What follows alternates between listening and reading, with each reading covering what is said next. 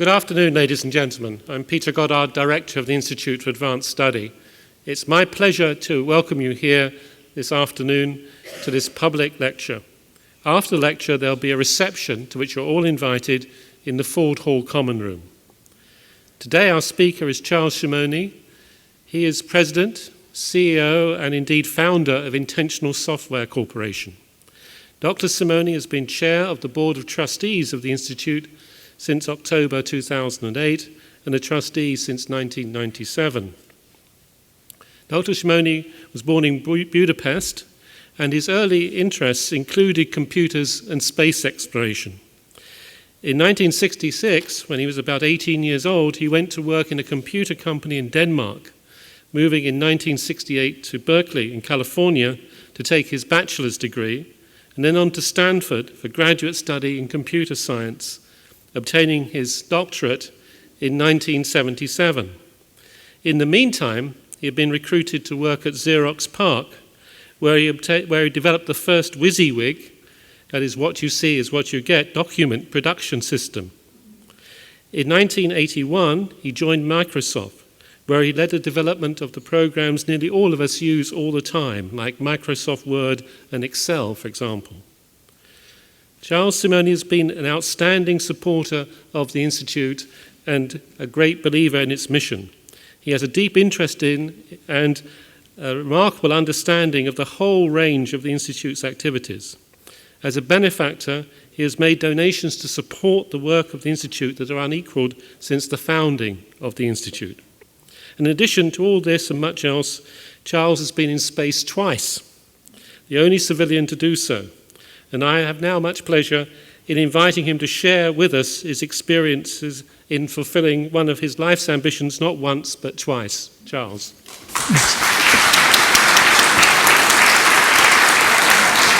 Thanks, Peter. Thank you. You're very, very generous. And I'm so happy to be here. This is the second time that I have the privilege of appearing here and talk about space, now with the second space flight under my belt and with more data. May I ask who was here for the first talk 2 years ago? I see a lot of hands. Fortunately, at that talk, I was focusing more on the training process. And a metaphor that I use for training is that it's like a very, very long sentence of words, the end of which is punctuated by an exclamation point. And literally, it's the rocket that stands there, and figuratively, it's the mission. So at this time, I want to more focus on the flight itself, and I think that even for that, there's so little time. To create a framework for it, I will discuss the mission profile of what really happens in a mission. What are the elements of the mission, the insertion into the orbit, the rendezvous, the different phases of flight, insertion into orbit, the rendezvous with the space station, then the joint flight with the space station that goes for 12 more days, and then the return to Earth. And following this, now that you will have some framework to plug your experiences into, I will choose a particular aspect of spaceflight, and indeed, whatever aspect we would choose, it would take hours to describe it to the detail that is still interesting. You know, how do you sleep in space? What's weightlessness like? How do you eat? What is the science that is going on, and so on and so forth. But for this talk, I chose a very specific aspect that is seldom discussed, but everybody's interested in, especially the kids that are so many are here, and so glad to see them.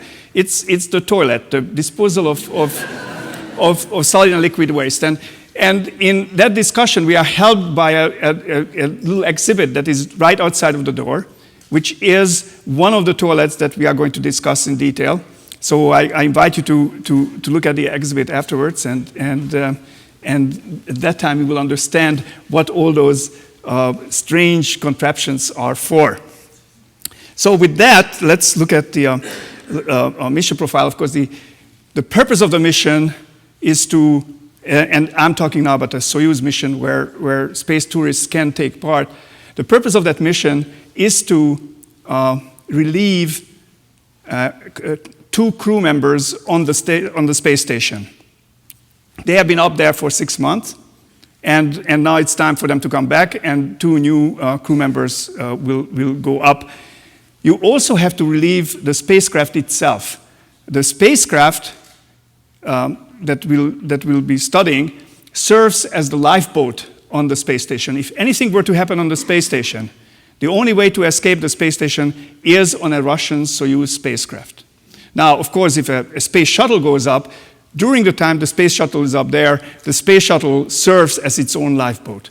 But if the space shuttle leaves any American astronaut on the station, then that astronaut is dependent on the Soyuz in case of an emergency. That means that that astronaut has to be trained for the Soyuz. That astronaut has to have a Soyuz spacesuit, for example, and other personal equipment that are necessary, for example, a seat liner. So many American astronauts fly up on the shuttle in their American spacesuits, and in their suitcase, they carry a Russian spacesuit that they will need up there. And I trained with a lot of Americans in Russia, and they are just really the cream of the crop. They learn Russian, which is a very, very difficult language. They speak it excellent, and we'll see some examples of that because I have 2 videos. And it's out of the 4 flights on the Soyuz, I went up twice, and then I came down, of course, with a different crew. Well, I mentioned that we are relieving 2 people on the space station. That means this is a 3-person spacecraft, so there is an extra seat on the spacecraft. That's called the taxi seat, and that's the taxi seat that is sold on the open market to civilians, and which is a kind of a very clever way of raising money to support the otherwise pretty much financially strapped Russian space program. So, okay, with that, let's. This is the exclamation point. The rocket is called Soyuz because it's eponymous with the spacecraft. It became a brand. The interesting thing, the spacecraft is the purple thing on the top. Those 3 little purple balls. We'll see that in a minute in detail. The interesting thing about this rocket, it's very, very old technology. Sputnik in 1957 October was launched on essentially the same rocket. It was called the R7 at the time, and the upper part of the rocket, the upper stages as it's called, they were different, but the major part of it and the technology as a whole was the same. The launching pad was the same. Gagarin, first man in space, first person in space, was launched essentially on the same rocket and on exactly the same pad. When you walk on that pad with the crumbling concrete under your feet, that's a historical place that is still in service, and it's going to be serviced because now with the space shuttle retiring, the rest of the seats that used to be called taxi seats are now bought up by the United States for American astronauts to visit the space station. What I wanted to mention last time is that on the 4 flights that I took part in on the Soyuz, 3 of them, the other person, apart from the commander, was an American. So I was flying with 3 American astronauts out of the 4 flights, and they were doing the duties of the flight engineer. They were speaking Russian during the performance of their duties, and they did a fantastic job. So this is the launch of the Soyuz. The interesting thing about this picture is that it's taken by my brother, so you can actually get very close to it, and it's a very, very safe and very old, very reliable system. Interesting picture of the insertion into orbit, the different events that happen during the 8 minutes that you get to the orbit. As you see, the rocket basically sheds various parts as time goes on. You are launched. Then you shed the escape rocket on the top. Then you shed the 4 rockets on the side. Then you shed the launch shroud that envelopes the spacecraft at number 4. Number 5 is the shutoff of the second stage, and number 6, the second, the second stage drops off, and then we drop some shrouds on the back of the third stage, and finally the third stage and the spacecraft separates. And these impact points are downrange between 100 miles and 1,000 miles of the launching sites, and there are nomadic people who then scavenge the magnesium and aluminum that can be recovered, just like in Star Wars. This is how it feels. People always ask, how does it feel, the launch? And this is the same 8 minutes in seconds, and it shows the acceleration that I feel. Actually, this is a training graph. The actual graph moves a little bit more and can go down to 0 Gs as well for short moments at the separation of stages. But as you see, just at the moment of start, and indeed up to about 15 seconds after the start, there's practically no acceleration. I thought it was like going into a sports car and being in first gear. That was about the effect. And even for the longest time, you don't reach 2 Gs, which is again something that a pilot, for example, in a normal aircraft could experience in a 60-degree bank, and then so on. For a short period of time, you go up to 3.5 Gs. It's not that hard.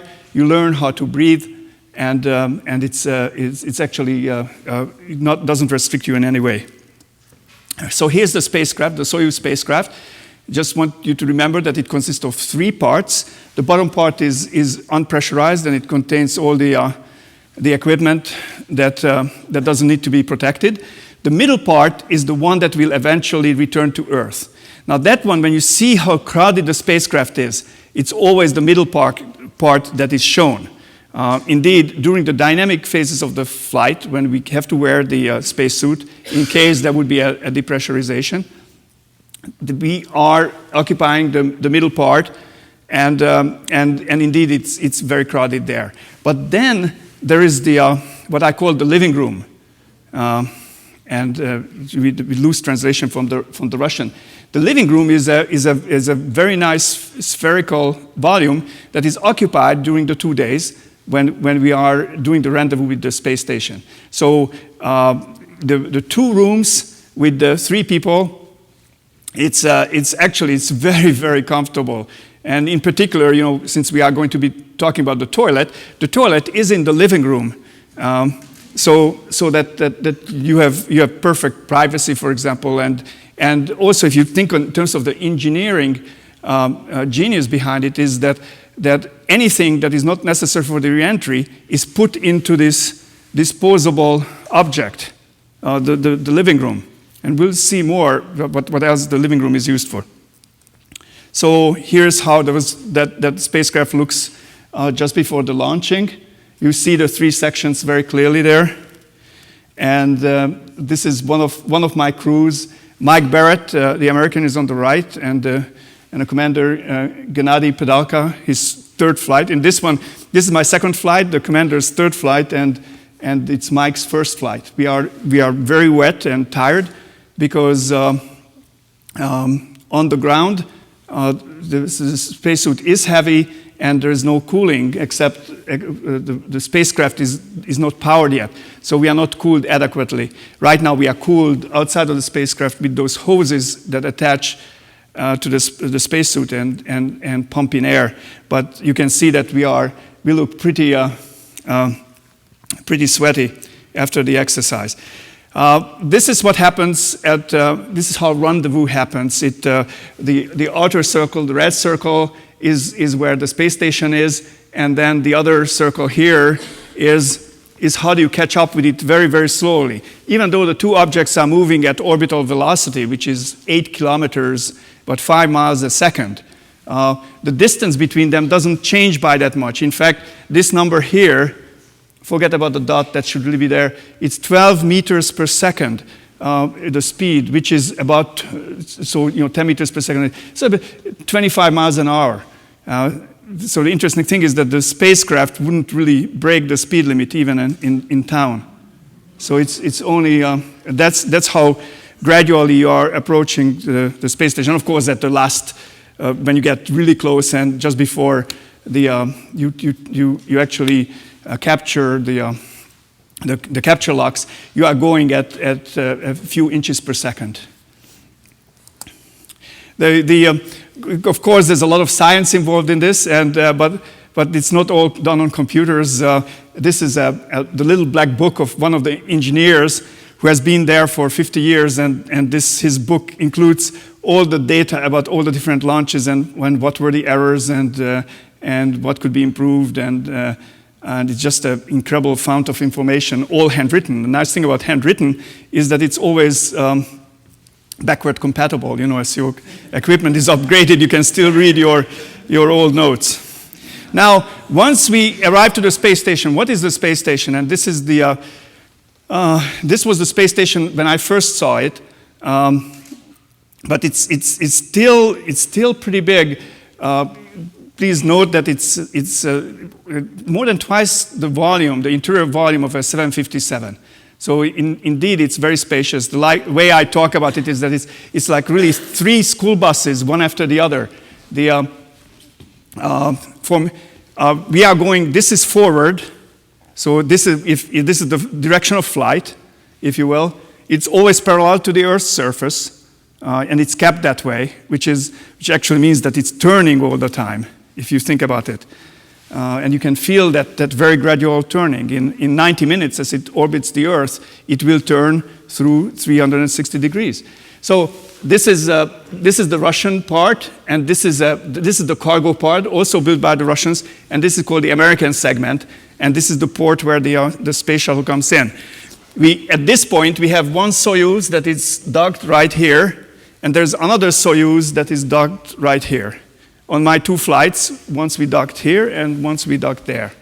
So today, the space station has been built up, and there will be also, I think, one more addition. But as you see, the Russian segments are still the same. This is the American segment. This is the European portion and the Japanese portion over there. And then the pink one was added just the last time with the cupola, where you can observe the sky and the Earth. The feel for the space station is a little bit like a submarine. And in particular, this illustration came from a manual that shows what happens when a leak occurs. What do you have to do? And of course, what you have to do is the same as in a submarine. The submarine, of course, the water comes in. Here, the air goes out. But the problem is the same. You have to close the hatches, and by closing the hatches, you isolate the different volumes and you determine where the leak happens. And those are all the hatches that you would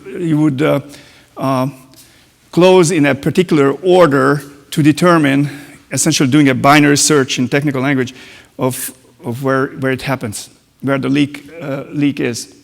The volume is enormous, and the leak typically would be very small. So it's expected that depressurization of the station would take tens of minutes, and during that time it can be easily isolated. The compartment can be easily isolated, and there's no great danger. In fact, the Russian Mir station has depressurized due to an accident where a spacecraft hit it physically and caused a leak. Now this is the last phase of the flight that we haven't mentioned, the return from space. And I want you to focus on this, especially because I'm going to now show you a video, probably the first video taken in a Soyuz from how it looks and how it feels to come back from space.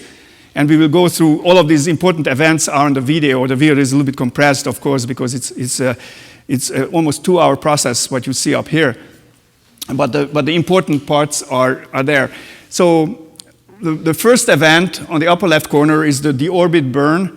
The small engine is fired. You are trying to slow down the spacecraft by 115 0.2 meters per second, which is actually a nice speed. It's a couple of 100 miles an hour, but compared, remember that we are doing 8 kilometers a second, and only 100 meters per second change in those 8 kilometers per second is enough to change your orbit in such a way that your orbit will not intercept the surface of the Earth. So at that point, you are going to come back one way or another, because your orbit, you are no longer in an orbit that is outside of the solid part of the Earth. So the next important event, it would be the third one, is the separation of the three compartments. It's a very important moment. We will see it, and it's all done with explosives. There's a big bang, and the explosives separate, cut the metal, and separate the compartments. The two unprotected compartments the left one is, of course, the living room, and the other one is the instrument compartment. That will burn up in the atmosphere. Why is that important? Because at this point, the living room is full of garbage. We will later see how the garbage is disposed of, and we dispose of it by putting it into the living room so that it will burn up at that stage. The middle part is protected. At that point, we are now surrounded by plasma. Because of just the friction of the air, we are going at 8 kilometers a second. Another interesting thing is that before we reach the upper limits of the atmosphere, there's practically no deceleration, but we are flying lower and lower. And as you are flying with the same speed at a lower altitude, it's a little bit like on a car, whether you are on a very wide freeway, you don't have a sense of speed. But if you are in a narrow alley going at the same speed, then, that looks really hairy. And it's the same thing here. We are now flying lower and lower with orbital speeds, and you can just see things whizzing by, and you realize that you are going really fast, as opposed to up there, everything is very stately, everything is, kind of apparently slow, if you will. So then we slow down to about 170 meters per second. A series of 3 parachutes open. And then the next important point is here, around 6 kilometer altitude, when the heat shield is jettisoned. And at that point also the window will have burnt up by this time. The window has several panes, and the outer burnt up pane of the window is jerked off by the ejection of the heat shield. That is necessary to expose the so-called soft landing rockets, which then will, at the last stage, will fire at an altitude of 80 centimeters. This is the altitude. You're going at 10 meters a second at that point, and that's on your main parachutes. They are at 1,000 square feet. 1,000 square meters, 10,000 square feet of parachute, single parachute. There is a backup parachute in case the main parachute were to fail. And the altitude is determined by a so-called gamma ray backscatter altimeter. So the interesting thing about it is that the backside of the spacecraft is highly radioactive. So you will see, well, in fact, let's just see what's going on.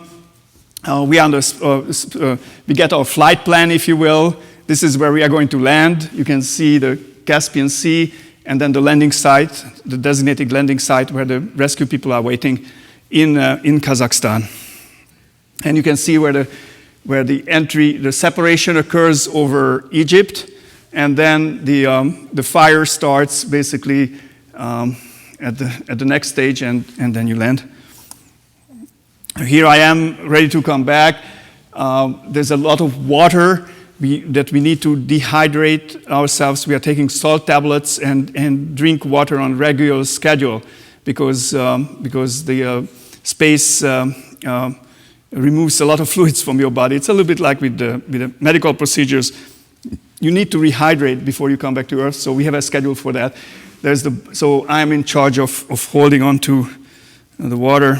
It's very crowded, as you see.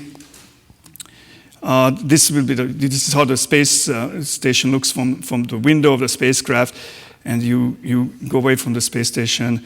The last orbit around the Earth, you can see the pi represents the place of landing, Posadka, and the T represents the area of darkness at that particular moment in time.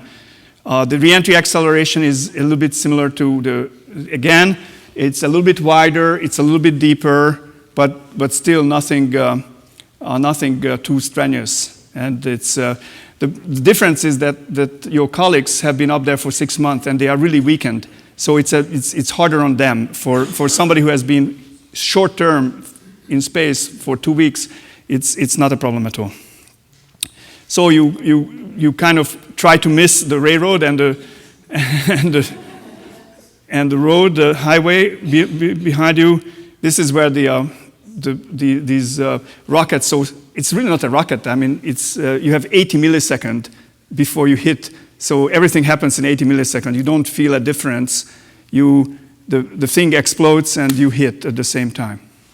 And by the way, on the video, at that point, the recorder breaks. So the last frame will be the point of impact. And then it drags you for a while because, of course, there's a little bit of wind. And here's how the spacecraft looks. Notice that nobody's behind the spacecraft. That's radioactive. You don't have to warn people, but later they put up a tape to protect them. The spacecraft is burned, but it's not hot. So it's apart from the radioactivity, it's perfectly safe. All the remaining fuels have been expended at a big event at 6,000 feet, which we'll see on the video. And it looks very scary, but now that you know what it is, it's not that scary. Okay, so here's the video.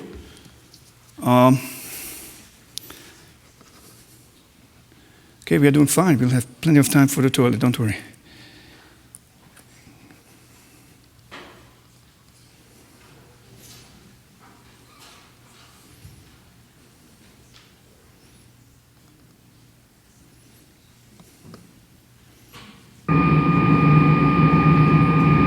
So this is a sunrise, and notice real time. Notice the colors change from red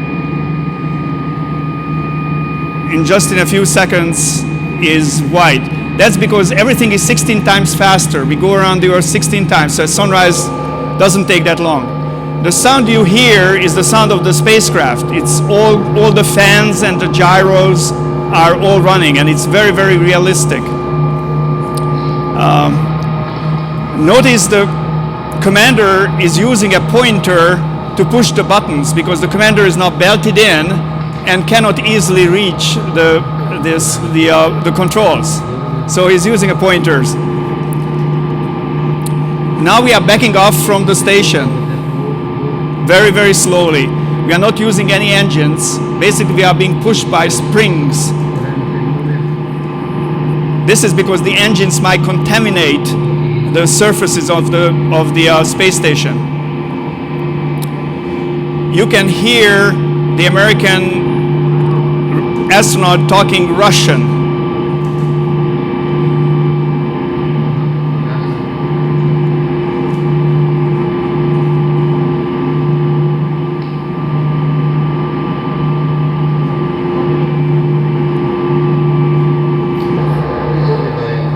Now we are flying by ourselves.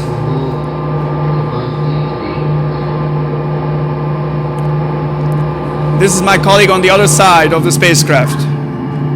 We went around the Earth and now there's another sunrise. Colors change very fast from red to the most brilliant white you can imagine. You can't really look at the sun. It's actually quite dangerous.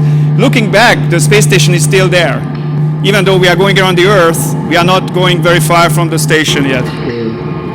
That's me. On board the Soyuz 3 Europe. That's the commander. And that's Mike Fink. So now we are ready for the reentry burn. The burn will take 4 minutes, and we have to reach this magic 1 112.5 meters per second.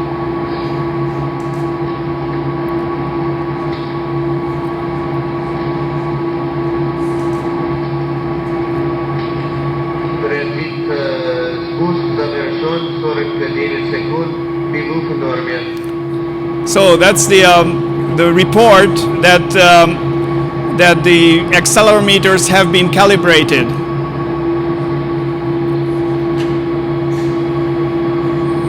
And that's very important because now the engine is on.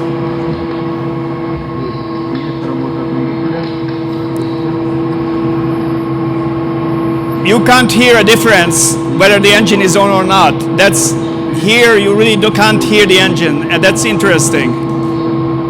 You can feel a very, very slight acceleration, maybe a fifth or less of a G. At this point I was dropping my pen and it was kind of falling like this. This is the end of the burn. Now we are weightless again, but now we are coming back to Earth. And our altitude starts to drop. The next point will be the separation. We seem to be getting closer. You know, we can see how high the clouds are. We are coming over Africa, if you remember our flight path. So this is the Sahara. We see the Indian Ocean in the background.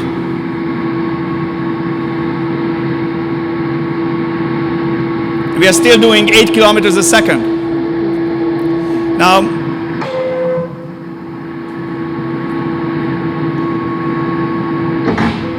that was the explosion. Unfortunately, the picture is not very good, but there was a good jerk, and that was the separation.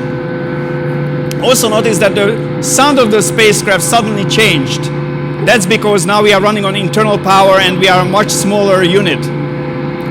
We are no longer a big spacecraft, we are a very small spacecraft. Now I want to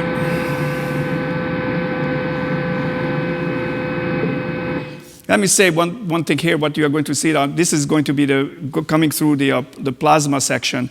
And it's, you saw that slope on the computer screen. Think of that as a ski slope.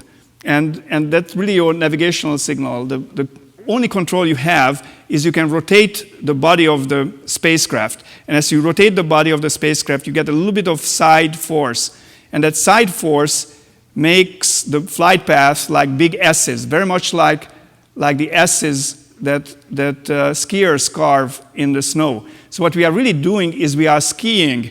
And if the computer thinks that we are going to fly too far from the designated point, we are going to turn more, and thereby, come in closer. And if we are coming too close, then we are going to turn less.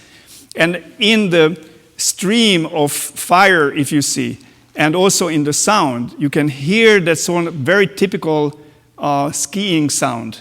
And just a few degrees, I mean, these are not the 90 degrees of skiing, but just a few degrees left and right, and the sound is very much like skiing, because that's what we are doing, except at these high speeds, air behaves like snow behaves under a ski.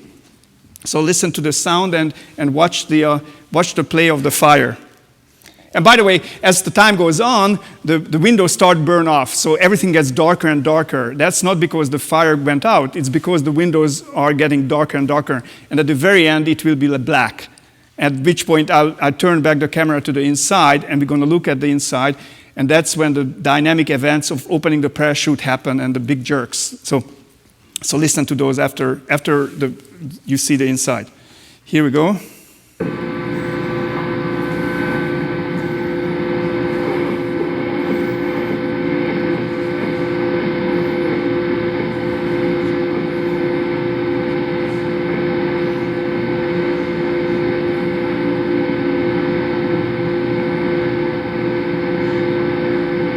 I think here you can see the back and forth.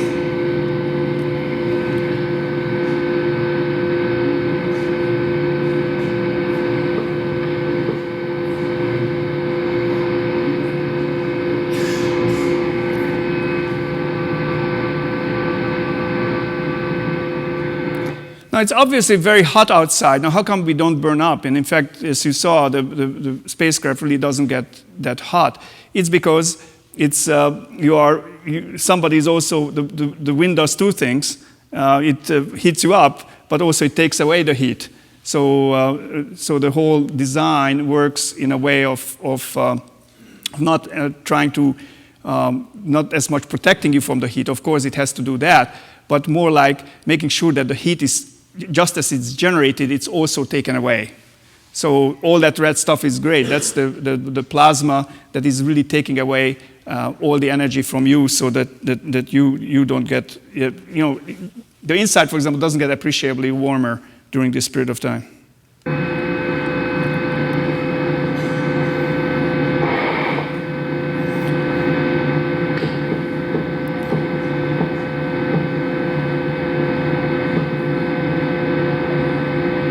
The noises you hear are the roll thrusters. These small engines in a small spacecraft you can hear.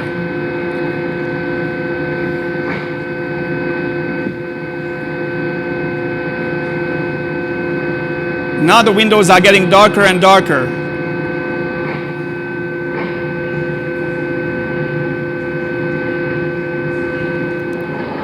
And now it's completely black, so I'm looking inside, and the opening of the parachute is coming.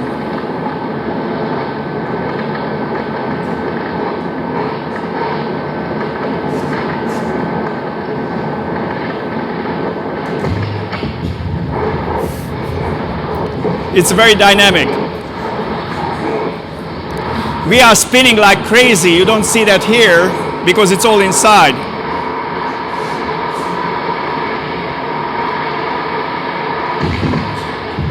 That was the main parachute, the last one.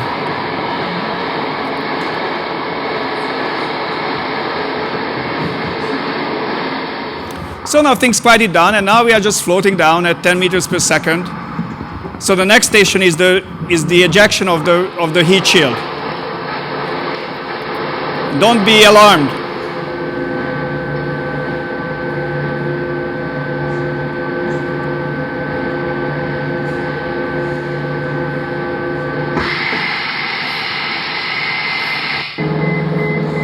So when it was ejected, the window is not clear and there's a lot of sunlight coming in, so that's why it looks so white. And now we are coming down, and soon we touch down, at which point the camera breaks. So that's a return from space. Thank you. Thanks. Fantastic technology, isn't it? So, oops, wait a minute. I better stop that thing.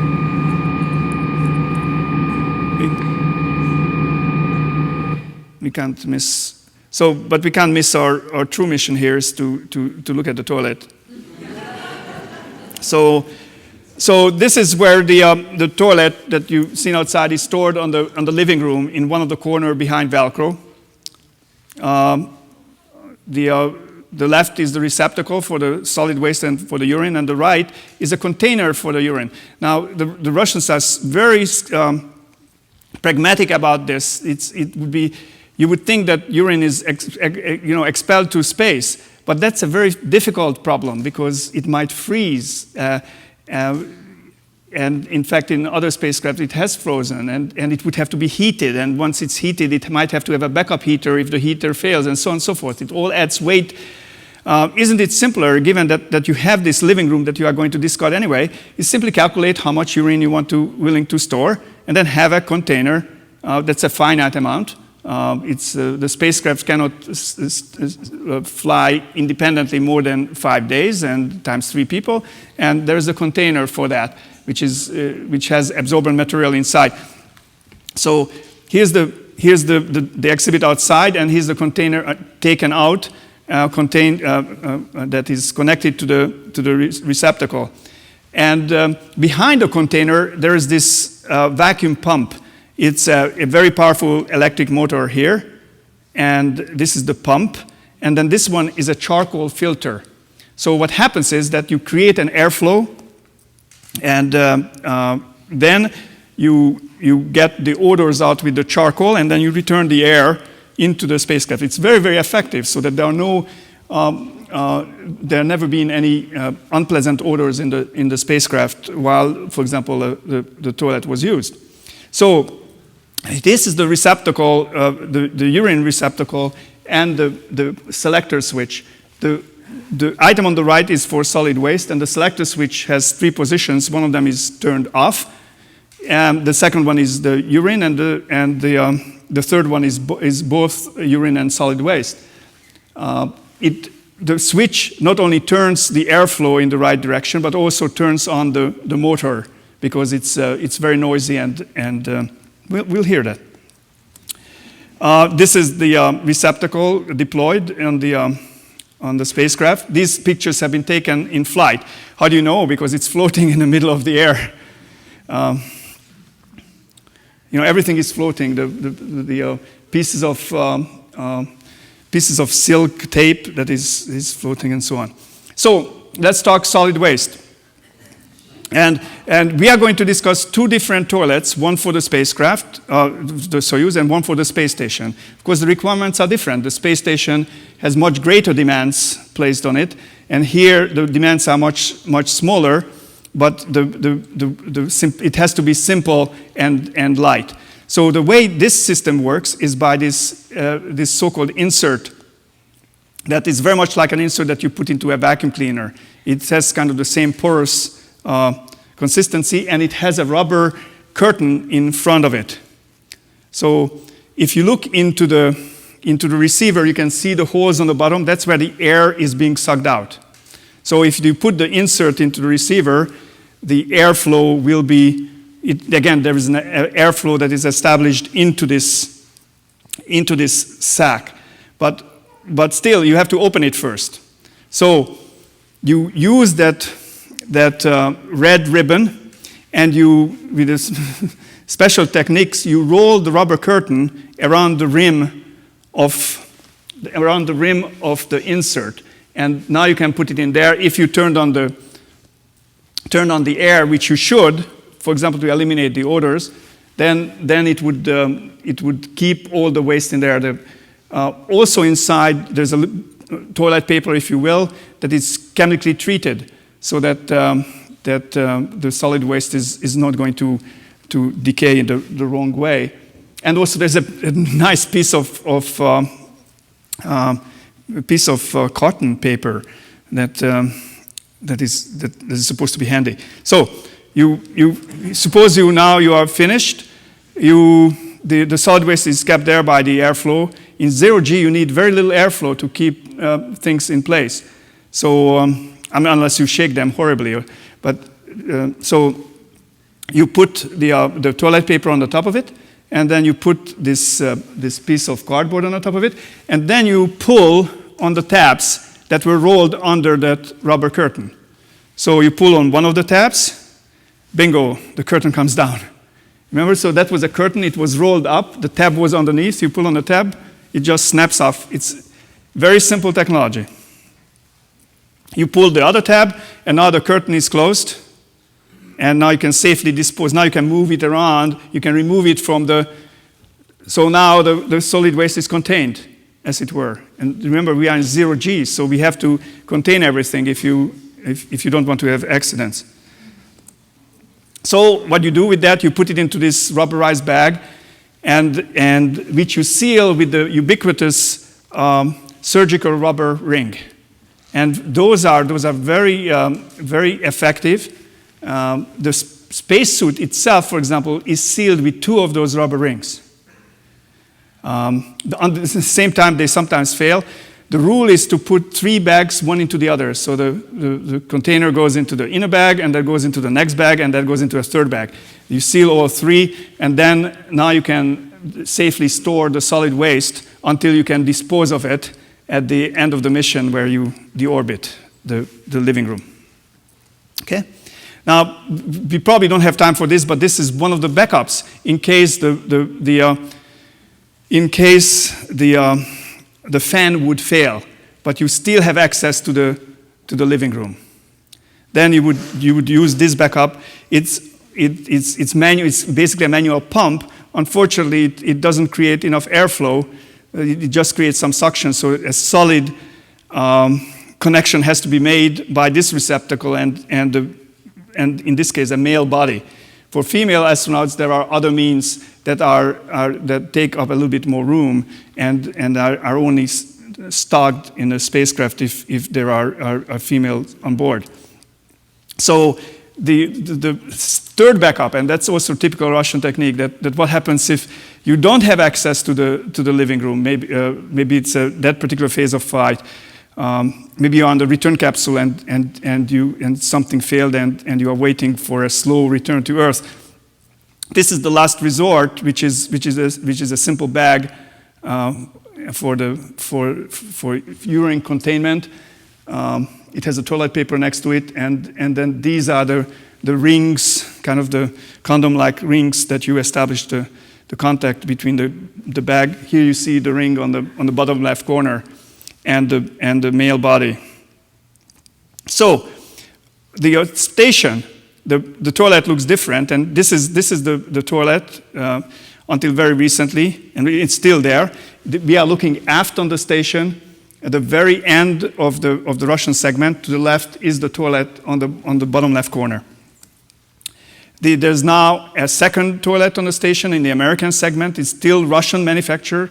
NASA bought it from the Russian, which is a very, very wise decision because it was very cost effective. Plus, you don't have to have different supplies for the toilet and different training. Of course, until then, the only toilet was the Russian toilet, so everybody was trained on the use of the Russian toilet.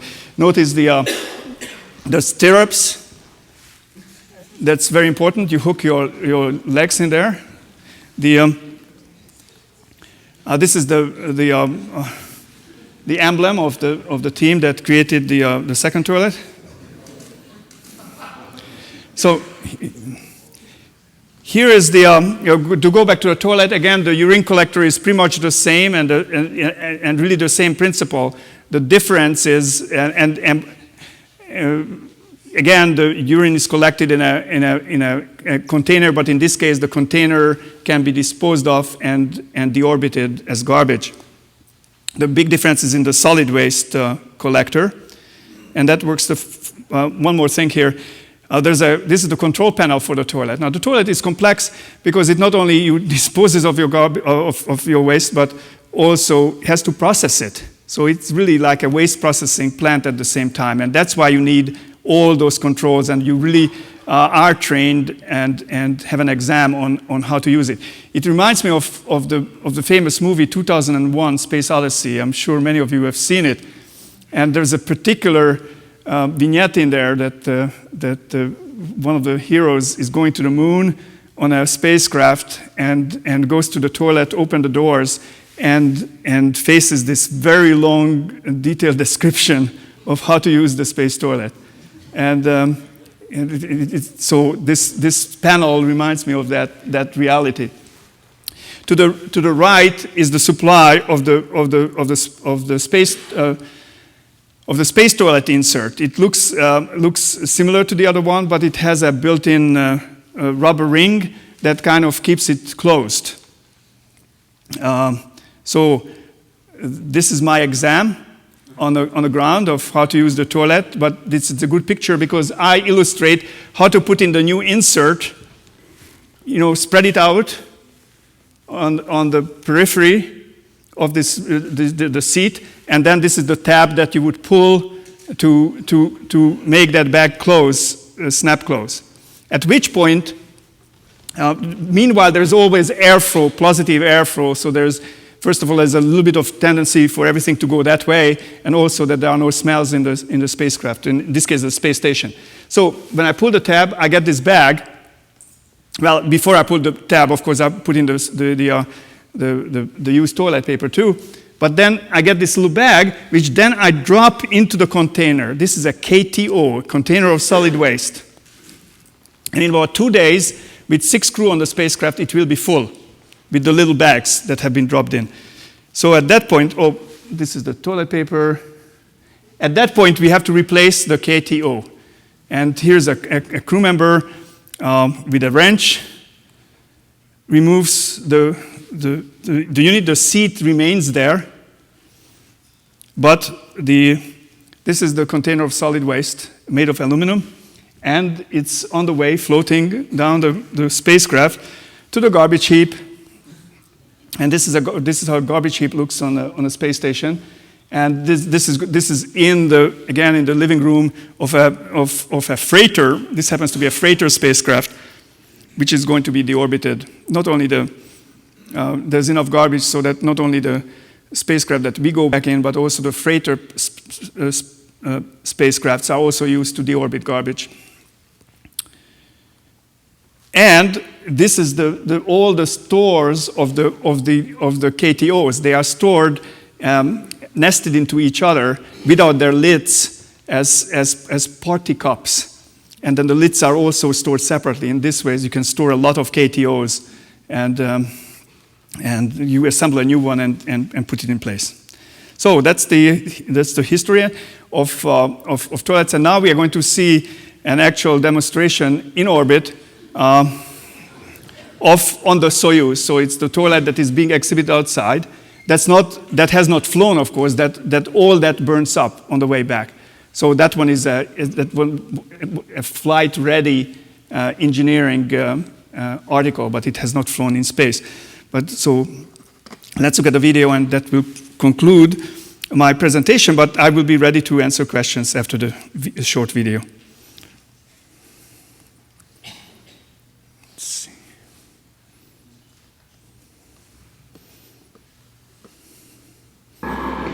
Wait, you better start at the opening of the door, too. Okay, so this is the third in a series of space hygiene documentary. The second one was how to brush your teeth, which is very, very interesting, but I don't have time for that. And the first one was, of course, eating.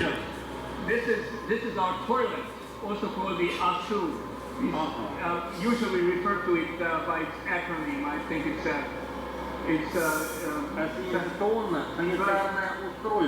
Oh, so this is my Russian. the sanitary unit, otherwise known. And we are going to demonstrate how to use it, but we are going to use artificial means of demonstrating it, but still see how effective it is. Namely, we're going to use the drinking fountain. Yeah, it's two parts. The part number 1 and the part number 2.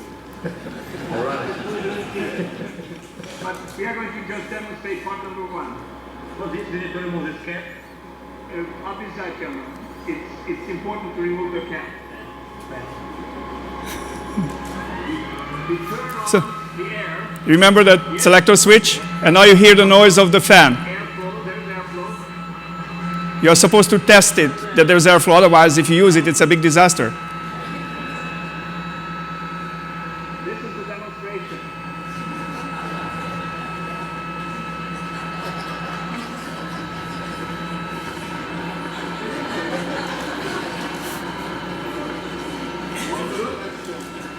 Wonderful action. That's all. And there's no mess, there's no fuss, there's a little bit of wetness.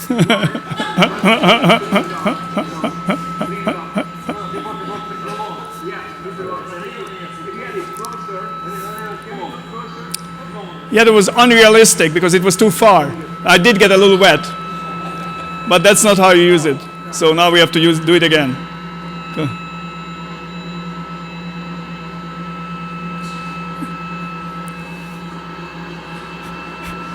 These two units weren't built for this, so we had to force them to come together. The airflow is not that strong, but it's still pretty effective in 0G. So it's a wonderful unit. Now we have to wipe it off, of course. After use, yes, of course. After use. This is dirty. After use. Always. Here's the commander, of course, Gennady You wipe your hands. Gennady Podolka. Of course. You wipe yourself. And after you have done that,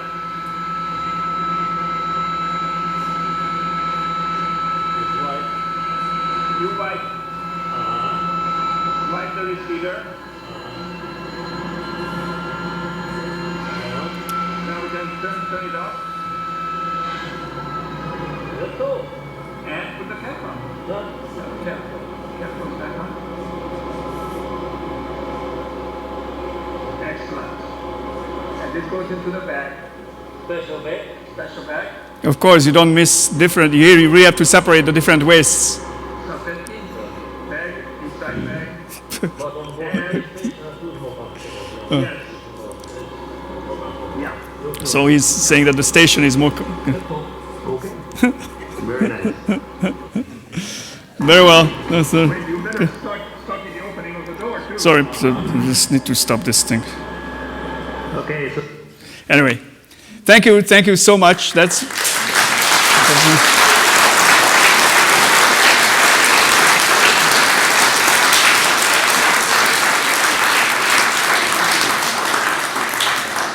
And I'm here to answer questions, especially from kids.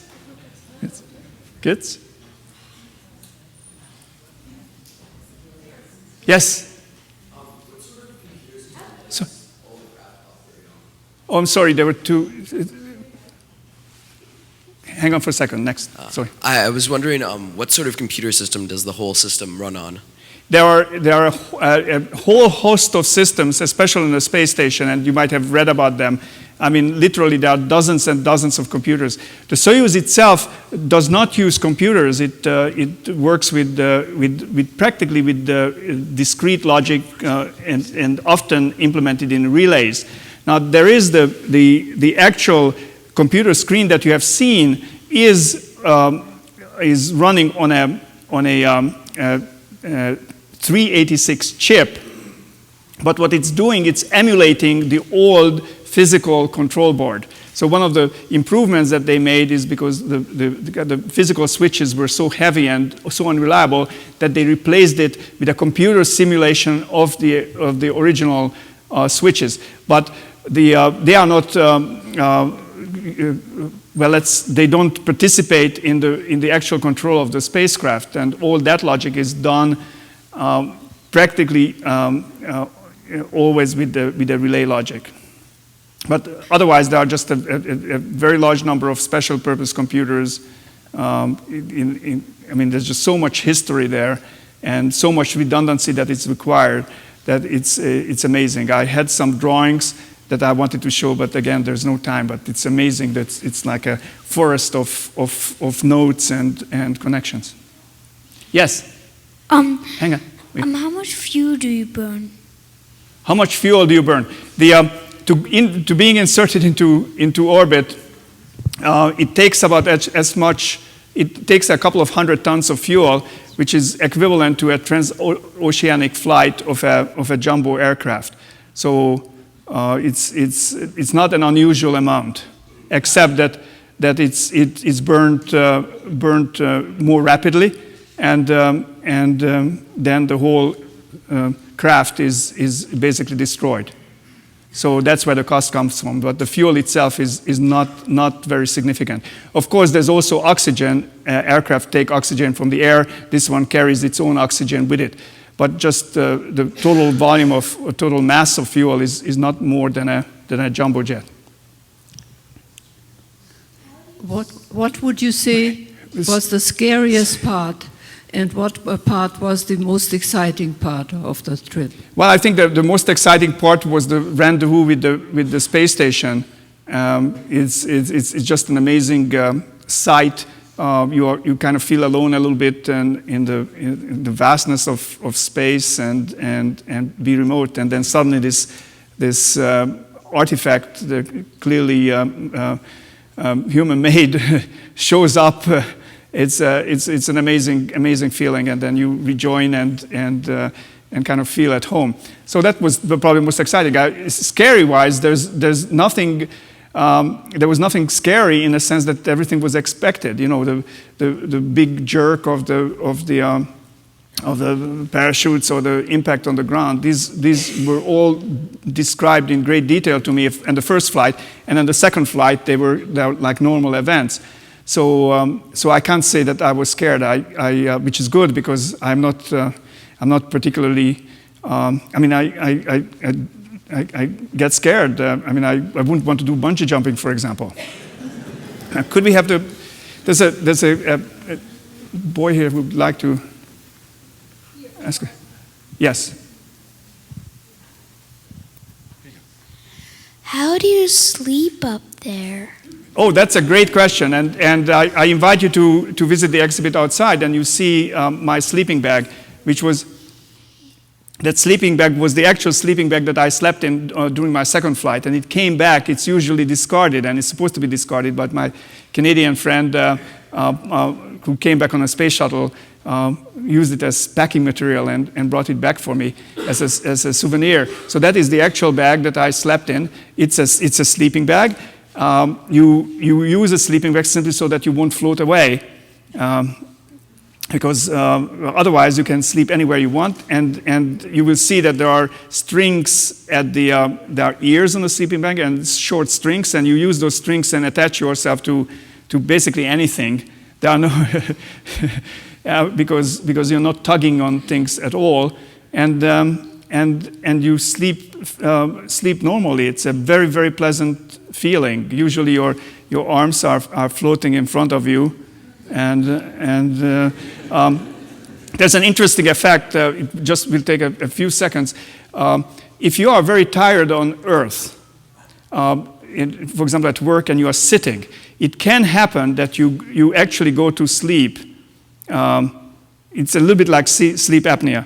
So you go to sleep, except at that point your head will bob forward, at that moment, which then creates a shot of adrenaline that will wake you up. So I don't know if you ever had that feeling, what happened? What happened is we actually went to sleep, you got a shot of adrenaline because of the head bob, and then you are okay again. Well, guess what? In space, there's no head bob. So sometimes you find people in front of the computer totally asleep. And you have to, hey, wake up. So, yes.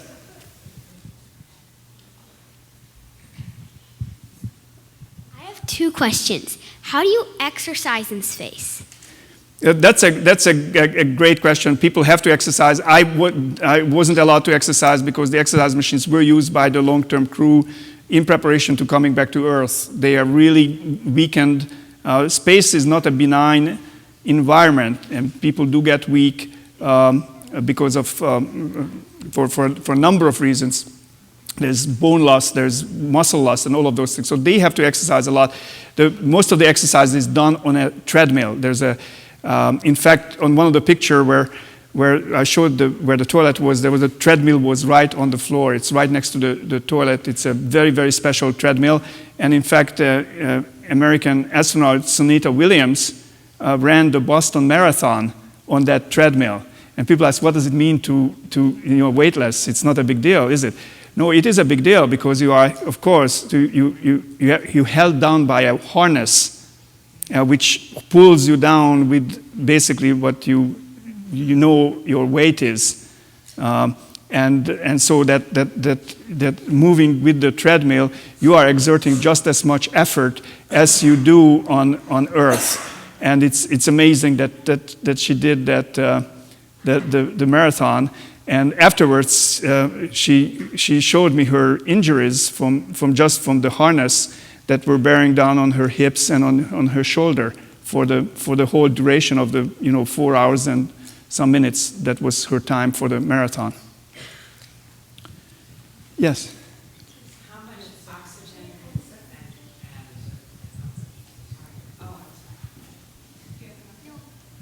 It's okay, go ahead. How do you handle oxygen, fresh air inside the cabin space, and fresh water? How much water do you take with you? Right. Well, water is, of course, it has to be supplied by the freighters, and it's about 2 liters of water that is per day per person that is counted. quite a bit of that water is recovered from the historically has been recovered from the air conditioner, so that both from sweating, but also from the drying of the wet towels. All of that water went into the air, and then the air conditioner could very easily recover it. It was then heated and pasteurized effectively, and that was most of our drinking water came from that reclaiming system.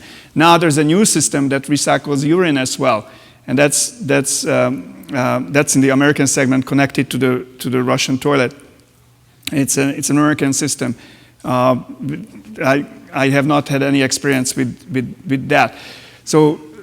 But still, I mean, there's a lot of water that is, until then, all the water in the urine has been discarded. The oxygen comes from a number of different sources. Most of it still comes, of course, has to come from the ground, and then it's turned into carbon dioxide that has to be absorbed. And there are several ways of doing that too. And interesting enough, it's also turned into water by the metabolism, human metabolism. So some of that oxygen goes into metabolic water, then part of that goes into the urine, discarded, and part of them is you sweat, that's recovered. But there are the 3 or 4 sources for oxygen. Some of them are used routinely, another one in emergencies, different source of emergencies. The most routine source of oxygen is actually uses water and turns it into oxygen and hydrogen. The hydrogen is expelled into space, and then the oxygen is used for breathing. And water is thought to be a really good and safe way of storing the oxygen. So there's just a lot of water. Every time the space shuttle comes, it dumps a lot of water into, well, it comes with big bags. Water is very interesting. It's like in a suitcase, kind of suitcase-like units that it's carried. The space shuttle generates a lot of water because it runs on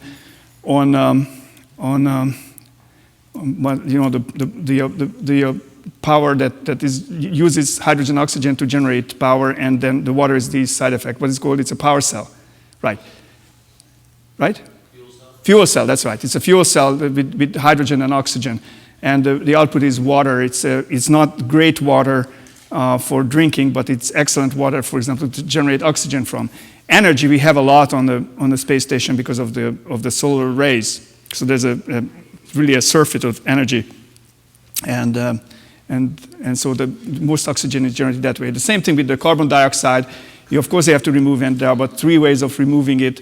The most common way is by a regenerative chemical reaction, where the chemical absorbs the carbon dioxide, then the chemical is heated with the solar energy, and which then regenerates the original chemical, and the carbon dioxide is vented to space. How many times a day did you eat, and could you tell us about the quality of the food? Yes, I mean, this would be like one of those subjects where practically all of the subjects I could do about as much as I did on the toilets. The 3 times a day, 3 square meals. It's on the schedule. It's very interesting how the scheduling system works, and I like the food. We were trained both to how to open the packages and what to do with them, and how to prepare the different food items, but also to determine which of the food preparations we liked personally, so that the kits that came with us are personalized to some extent. But up there we were sharing it, and there was just a lot of food. The space shuttle, for example, was there a few days earlier, and their mission was cut short for, I don't remember what, I wasn't there, but I know that it was cut short, and because they cut short, they had a lot of extra rations with them, which were of no use. There's no sense in bringing it back to Earth, so they just dumped all the extra rations, and also these were short-term rations, because again, they don't, they go for a fixed duration, so they don't have to worry about shelf life. So these were stuff that would go bad unless you ate them. So we were kind of swimming in really good food because it doesn't, it's not conserved food, but and rehydrating food, but actually fresh food, fresh apples and stuff like that. So we were really gorging ourselves on those days. Yes. Can I ask one detail? Since there is no gravity, how can one go to the toilet? Well, right. Maybe I wasn't very clear, but it's the airflow. The airflow does create a direction for things, and I think that's what I was trying to illustrate with that water gun. It's if it weren't for the airflow, that water would have gone all over the place. But it's the airflow, and you don't need to have much airflow to direct either liquids or solids into the desired area. So it really works on the principle of airflow. And it's not the same as vacuum. It's not vacuum, but it's airflow. In fact, vacuum wouldn't work. But airflow, which is the lack of vacuum, it's air, is working very well.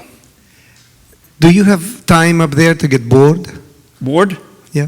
I certainly haven't had time to be bored, and there were many things that I couldn't do. I was taking books with me, and I would have loved to read a little bit more. I read very little. I listened to music very little. Yeah. I'm sure if you're there for 10 years, it can get boring, but not for 28 days. I wasn't bored for a minute. Yes. Do I ever get claustrophobic? That's a great question. The only time then, if a claustrophobic person, I think, would probably fear the return capsule. That is a little bit tight, and especially in your spacesuit, you can barely move. You squeeze yourself. The hatch opens inwards, which takes away space. So when the hatch is open, it is very, very, very tight. I think of it as being cozy. And that's how I take it. I think I'm kind of tugged in. We have a seat that is formed to our own shape. So they take a plaster impression of our body, actually your backside, and then they create this fiberglass shell to the shape of your body, and we occupy that seat. And it's just I find it a very comfortable and safe and cozy environment. But yeah, I think that now the station, the opposite is true. There's this big problem of space sickness. People do get sick when at the onset of weightlessness, and it's not very well understood. Who gets sick? The doctors really can't predict it. They have statistics, but they can't have individual predictions. They cannot make. People disagree about how to train for it. I trained the Russian way. I didn't get sick. What does that mean? It means that I'm adding data points to this medical research in there. But one thing people know is that large spaces make you more sick than small spaces, probably because you can move around. So as space sickness wasn't a big problem in the early days when everybody was belted in and didn't move at all, and when things got bigger, like arrived to the station, people suddenly got very sick. So there's the space station is actually, as I said, it's very big. You could play hide and seek there, and nobody could ever find you if you really did a little work. Yes. Did you all follow 24-hour shifts? Were you all synchronized together, or did you all have different shifts? Yeah, that's a good point. For whatever historical reasons or operational reasons, everybody's on the same shift. Everybody sleeps at the same time. Everybody eats at the same time. everybody is completely desynchronized. I was a little bit unhappy with that, and because we may not have been above the part of the Earth that I wanted to look at during the time of day at that part of the Earth, while during my day shift. So I did have to wake up in the middle of the night, set an alarm, and kind of got out and took a look, took a couple of pictures, and then I climbed back to the bed. Nobody caught me, or I don't think it was a big deal, but they don't like that. They want everything to... Who on Earth were you synchronized with, and where was the source? Second question, what was the source of the radiation on part of the return capsule? Oh yeah, the radiation of the return capsule is simply a gamma ray. It's probably a cobalt. It's a radioactive cobalt source that is exposed. It's always there, except it's shielded, and when the shield comes off, it's exposed, and then so that's the simple part. What on earth would we be synchronized with? That's exactly the right way to ask the question. And I was trying to get the planners to speak that way, and they couldn't speak that way. They had to speak always in GMT. And during the first flight, during the second flight, it was easy. We were simply on GMT time, and we woke up at 6 a.m. and we went to bed at 10 p.m. GMT time. So we were synchronized with GMT. Now on the first flight, I was so surprised. We arrived and we had a really long day. And then we had a nice meal, and then I was ready to go to bed because it was 9 p.m. GMT, and I was really tired. And people said, no, 9 p.m. GMT, our day starts at 6 p.m. GMT. And that was the beginning, that was breakfast, and that was the beginning of the day, and I had to kind of slog through the whole day. After that long day, I almost died and they never expressed it they could have just said that, look, we are on California time. But the software is not built that way. And also, it made the calculations, for example, can I call such and such person? Can I call my friends in California at this point? Which was, after breakfast, which happens to be 9 p.m., 9 p.m. or 10 p.m. GMT. It was very counterintuitive, but the planners like it that way. So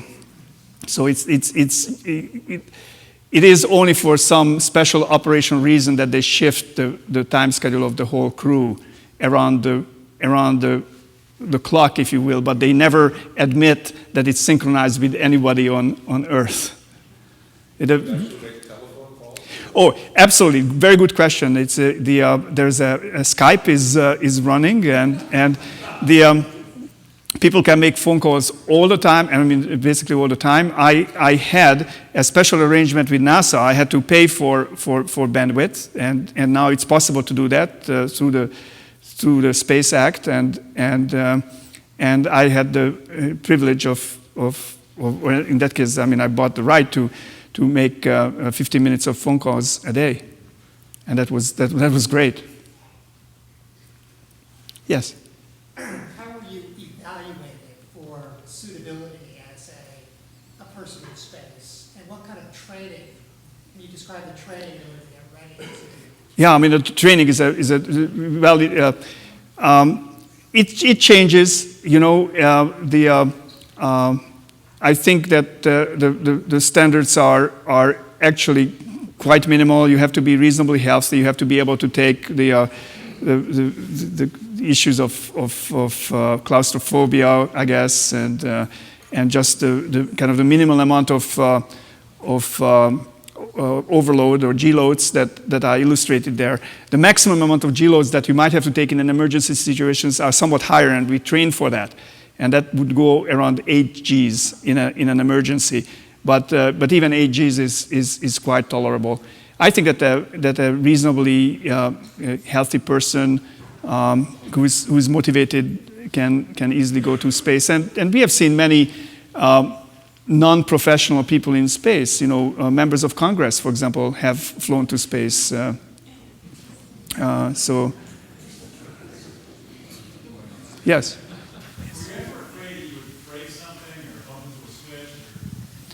Oh, Yeah, that's a good point. Of course, I was afraid that I would wouldn't perform a task right, and I would embarrass myself and be a burden on my crewmates. There was never any question that I would do a mistake that would actually be dangerous. And if such thing were possible, then that would be really a big problem because believe me, the professionals were making mistakes of that kind just as much as I was. So the systems are built in that way that basically you can bump into anything and nothing bad is going to, nothing disastrous is going to happen. That's not to say that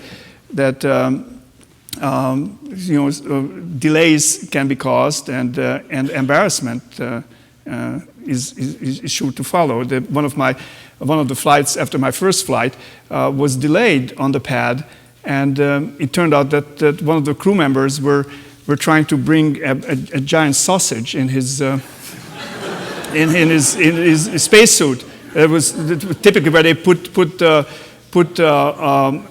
postal covers, for personal gain, which is one way to kind of add to the income of astronauts who are not paid very well. But this person was taking sausages with him, which wouldn't have been a problem, except he failed the pressure test, and so it was delayed. If I had failed the pressure test on the pad, that would have been very, very embarrassing. Thanks. Well, thank you very much. And there's an reception.